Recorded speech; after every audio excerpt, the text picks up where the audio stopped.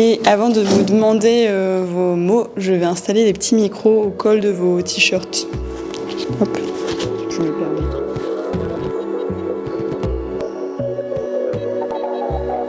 Le projet de mon année au volcan, c'est un projet qui existe depuis de nombreuses années au volcan, qui s'est arrêté parfois et qu'on a repris cette saison 24-25, qui a été complètement co-construit avec du coup une classe et plus particulièrement avec toi Aurélie de l'école Massillon, donc de double niveau CE2 CM2, et l'idée de ce projet c'est vraiment d'aller à l'exploration du volcan, de ce que c'est que ce théâtre, qui le fait, qui le crée, qu'est-ce qui s'y crée, en gros comment ça fonctionne un théâtre comme celui-ci.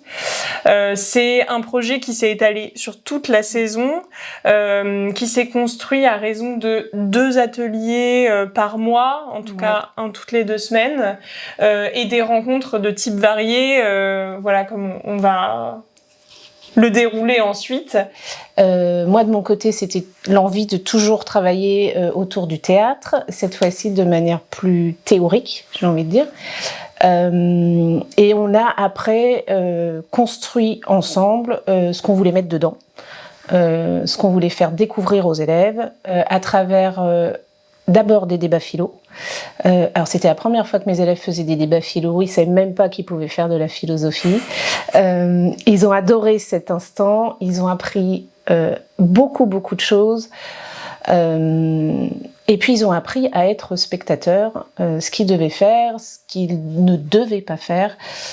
Qu'est-ce qu'il faut pour qu'on fasse du théâtre? C'est de vous représenter là dans votre tête. Peut-être que vous en avez déjà fait, peut-être que vous en avez déjà vu du théâtre. Du coup, il faut penser à quoi? On débat parce qu'il y a plusieurs réponses possibles. Oui. Est-ce que vous avez déjà fait du théâtre, des rôles différents Ça, c'est une belle question aussi. En plus, c'est en lien avec le thème d'aujourd'hui. Et là, je vais répondre oui ou non. Vas-y. Par contre, ils sont bons pour gagner. C'est ça. Donc, ça veut dire qu'il y a des illusions au théâtre. Vous avez parlé de la chaise avec le fil invisible. Vous avez parlé des effets spéciaux. Donc, il y a ça en plus par rapport à la réalité, dans le faire semblant. Elle te doit 100 € depuis plus de 3 mois. Ah, alors là, et alors du coup, là, t'es pas très contente. D'accord? Allez, c'est parti. Bonjour. Bonjour. C'est vous qui me devez l'argent depuis très longtemps. Non, pas du tout. N'importe quoi. Quelles émotions tu as à ce moment-là? Voilà, c'est bien. Tu vas devoir lire un livre de 452 pages. Quoi? Oh, ça, non.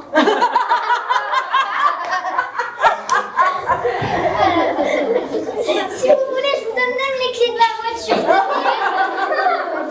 Tenez les clés de ma maison. Au revoir.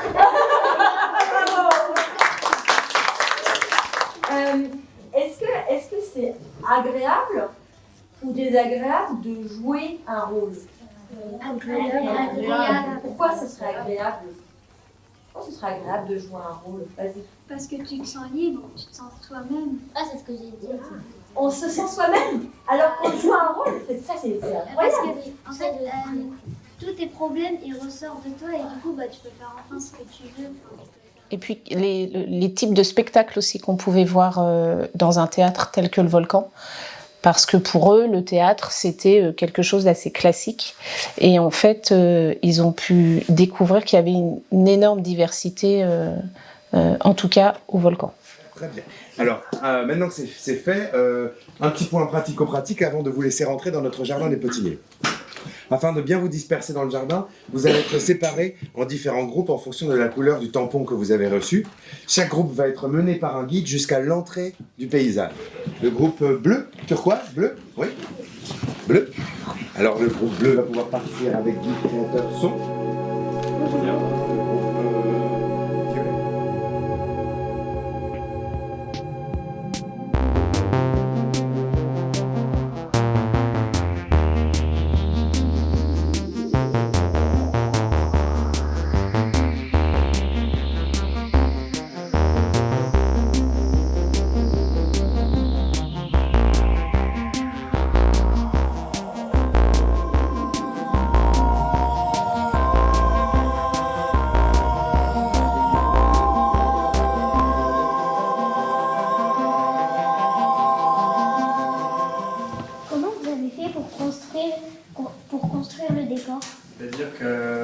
commencé par faire vraiment de la menuiserie, donc vraiment tout ce qui est le bois, quoi, tout ce qui est en dur. On a commencé à construire, à la toute base on avait construit que 4. Est-ce que ça t'a fait penser à des choses ces ballons J'avais l'impression qu'avec la couleur bleue, ça faisait comme la mer.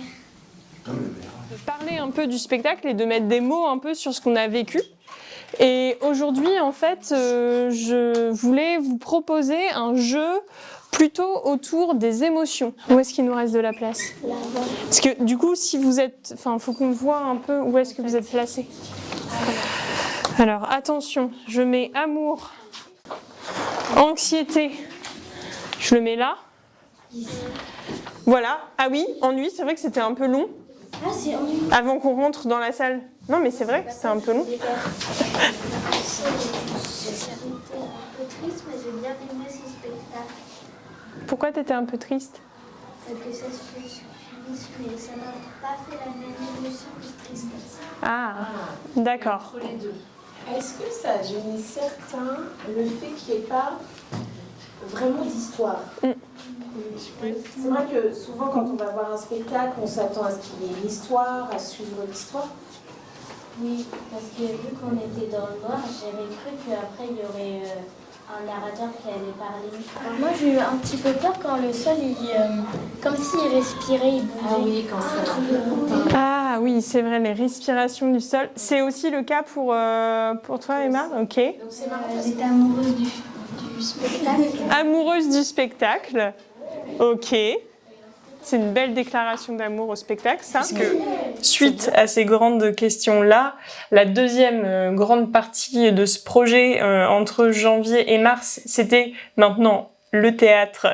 C'est qui ? Après, voilà. C'est quoi ? Et c'est qui plutôt dans les métiers administratifs. On a fait un speed dating pour découvrir l'équipe du Volcan, de tous ces techniciens, de tous ces travailleurs un petit peu dans l'ombre. Il fallait retrouver le métier de la personne qu'ils avaient en face d'eux par l'intermédiaire de questions. Donc évidemment, ils n'avaient pas le droit de poser la question « Quel est ton métier ?» Ils ont bien essayé pourtant. Si tu penses à un métier, ça te poser des questions qui pourraient t'aider à confirmer que c'est bien ça. Et avec les indices qu'ils avaient pu récolter, ils devaient trouver le métier de la personne qu'ils avaient en face d'eux. Ils se sont pas trop mal débrouillés. Ça a été un moment fort de cette année parce que ils mettaient des visages, ils mettaient des noms sur des métiers qu'on avait vus un petit peu de façon théorique.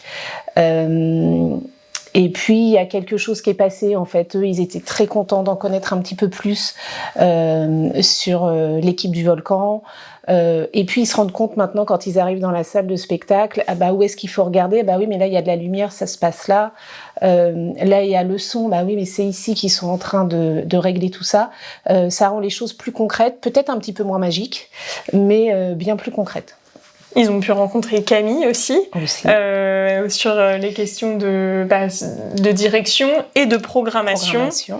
Et on a eu tout un gros volet quand même sur programmer, c'est un peu choisir pour les autres. Et donc, à partir de ce constat un peu philosophique, il y a eu tout un atelier philo sur la question de la programmation et avec la mise en place de leur programmation idéale, en faisant des choix. Je pense que je fais exactement la même chose que vous avez fait, mais en format plus grand, parce que j'ai plus de budget et on a plus de spectacles. Mais je me pose exactement les mêmes questions, à savoir qu'il s'agit pour nous de trouver un équilibre entre toutes les disciplines qui existent, puisque nous, dans notre théâtre, on reçoit non seulement du théâtre, mais aussi de la danse, du cirque, de la musique, et même parfois des expositions. Parce qu'on a même approché les questions de budget, les questions de production. Comment on produit un spectacle, comment ça se crée un spectacle, et de qui on a besoin en termes techniques, administratifs, et en termes d'accueil dans un théâtre. Oui, voilà, ils se sont rendus compte que c'était pas magique, qu'il y avait beaucoup de monde qui travaillait autour de ça et que c'était pas seulement les acteurs, les metteurs en scène, c'est tout ce qu'il y a autour qui permet que le spectacle soit là. Ça a été aussi l'occasion d'un travail autour de la communication et très largement de comment on communique sur des spectacles. On s'est attaché à plutôt travailler autour des affiches et donc l'équipe communication du Volcan a pu venir dans la classe pour se questionner sur la mission d'une affiche, sur aussi l'approche graphique, qu'est-ce qu'il y a dans une affiche, quels sont les éléments importants, et ils ont pu construire, imaginer leurs affiches autour de 2 spectacles qu'ils ont pu découvrir au Volcan entre décembre et mars. Et donc à partir de mars, là on entame la 3e grande partie de ce projet qui est plutôt le Volcan c'est qui, mais du côté de l'artistique. Et donc c'est le moment où ils sont venus voir pas mal de propositions artistiques, donc notamment La Nuit sans fin de la compagnie La Vie Grande, Pierre et le Loup de l'orchestre Les Siècles, et enfin le Jardin des Potiniers de la compagnie Ersatz. Et donc autour de ces propositions, l'idée c'était d'aller interroger les artistes sur leur métier, sur comment ils ont imaginé, créé ces spectacles. Et donc ça a pris des formes diverses. Ça a pris des formes assez classiques de bord plateau, donc d'échanges avec les artistes suite aux représentations. Mais ça a aussi pu prendre la forme notamment d'une table de lecture, donc une lecture du texte en classe. Oui, avec donc ça c'était avec Lila Vial pour La Nuit sans fin. C'était en amont du spectacle, donc ils ont pu découvrir une partie du texte qu'ils ont lu, qu'ils ont bien lu d'ailleurs, en mettant le ton, comme nous disait Lila. C'était rigolo parce qu'en fait ils se sont fait des images et une fois que Barbara et Lila sont partis, ils m'ont dit mais j'espère que le spectacle correspondra aux images que je me suis faites. On est bon, ça correspondait, donc tout va bien. Et voilà, de voir qu'on peut avoir différents rôles dans la création d'un spectacle, et puis de comprendre les enjeux de mise en scène aussi qu'elle avait choisi de faire, notamment le travail tout autour du recyclage, de la création de costumes avec un enjeu. Et pour le coup, c'est un sujet dont on parle constamment à l'école. Et nous, on a fabriqué des masques grâce à des éléments qui sont dans le bac de recyclage. On vous avait accueilli, masqué d'ailleurs une fois. Exactement, à la manière de La Nuit sans fin. Donc il y a eu aussi des prolongements en fait des thématiques en classe. C'était chouette. Temps fort aussi de ce moment de rencontre avec les artistes, ça a été une lecture d'Antonio Carmona, qui est un auteur jeunesse, en fait qui avait besoin de tester son texte en création auprès d'une classe. Donc il est venu en classe, il a fait sa lecture, et donc il a demandé aux élèves les endroits où c'était pas assez clair, où il fallait affiner un peu les choses. Donc qu'ils imaginaient pour la suite. Mais sous les fesses des professeurs. Ah, ça commence à me fatiguer, toutes ces élucucubras. Oh, regardez. Elle voit une cassette différente, rouge, avec 2 pompons blancs dans les trous. Elle est vachement classe, celle-là. Ça me fait pas de super lunettes de... Waouh! Les filles! Attendez, les joueuses de volley entrent en scène. Papy Jeanne Gruyère fait un clin d'œil. Il fait un clin d'œil à une des joueuses de volley. Elle rougit et... Ouais. C'est quoi la mission, l'enquête qu'elle doit faire? Qui peut le dire? C'est quoi qu'elle doit retrouver ou... Oui. Elle doit retrouver 3 souvenirs. Ouais, qui sont cachés où? Dans la tête du papy. Bravo, super, dans la tête du papy. Ça, c'était à peu près clair pour tout le monde? Oui. Ok.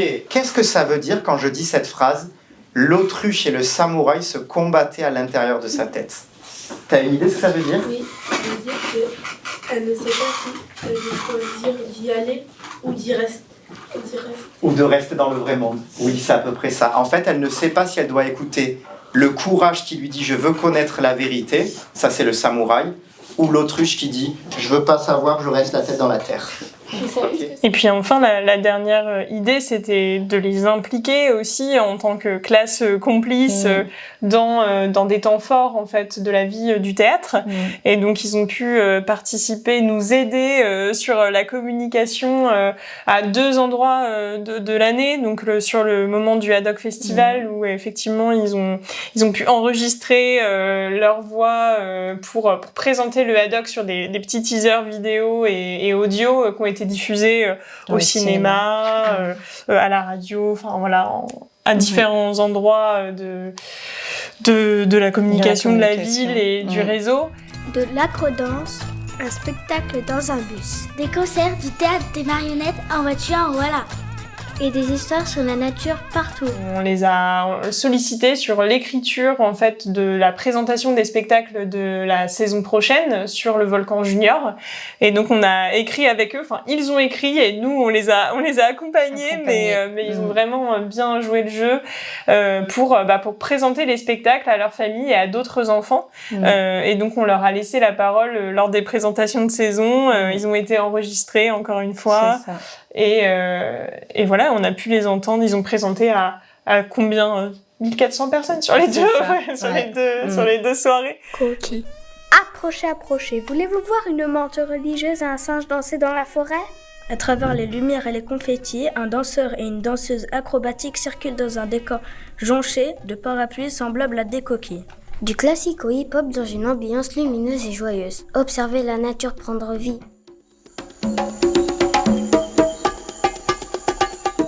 La visite du volcan qu'ils sont en train de préparer. Oui, complètement. À destination de leurs parents, parce qu'ils vont organiser une visite du volcan à destination de leurs parents. Donc là, ils sont en train d'écrire leur texte de visite. Et ça leur permet de se remémorer tous ces moments de l'année et puis les petites anecdotes qu'ils ont pu dénicher à droite à gauche. La nuit, il faut laisser la lumière allumée pour laisser les fantômes faire du piano. Alors, et c'est la même chose, ce sera la même chose. Grâce aux conques acoustiques qui s'ouvrent et se ferment selon les spectacles. Et c'est quoi les conques acoustiques montrées? Parce que vous savez maintenant.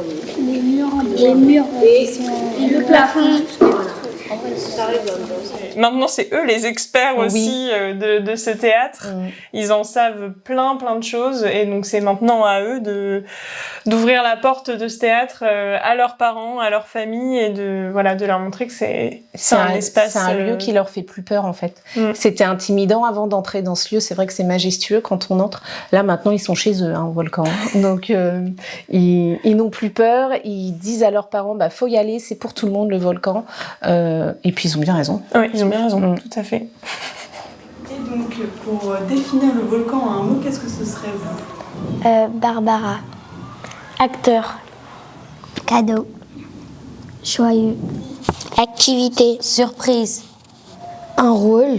Incroyable. Pensée. Recyclage.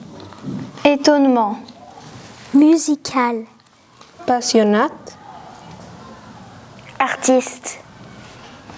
Histoire. Régie. Costume. Projet. Scène. Spéditing. Courage. Auguste, c'est quoi? Vivre. Au jardin Le Potinier. Libre.